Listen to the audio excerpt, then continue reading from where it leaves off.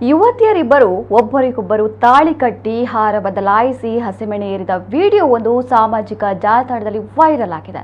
ದಕ್ಷಿಣ ಭಾರತ, ಕೇರಳ ಅಥವಾ ತಮಿಳುನಾಡಿನಲ್ಲಿ ಈ ಮದುವೆ ನಡೆದಿರುವುದಾಗಿ ವಿಡಿಯೋ ವೀಕ್ಷಿಸಿದ ಹಲವು ಮಂದಿ ಅಭಿಪ್ರಾಯ ವ್ಯಕ್ತಪಡಿಸಿದ್ದಾರೆ. ಇಬ್ಬರು ಯುವತಿಯರು ಮದುವೆ ಮಂಟಪದಲ್ಲಿ ತಾಳಿಯನ್ನ ಪ್ರದರ್ಶಿಸಿ ಒಬ್ಬರಿಗೊಬ್ಬರು ತಾಳಿ ಕಟ್ಟಿಕೊಂಡು ಪ್ರತಿಯಾಗಿ ಆಶೀರ್ವಾದ ಪಡೆದುಕೊಂಡಿದ್ದಾರೆ. ಬಳಿಕ ಹಾರ ಬದಲಾಯಿಸಿಕೊಂಡು ಮದುವೆಯಾಗಿದ್ದಾರೆ. ಇದು ನಿಜ ಮದುವೆನಾ ಅಥವಾ ರೀಲ್ಸ್ಗಾಗಿ ಮಾಡಿದ್ದ ಅಂತ ಜನರು ಪ್ರಶ್ನೆ ಮಾಡ್ತಾ ಇದ್ದಾರೆ.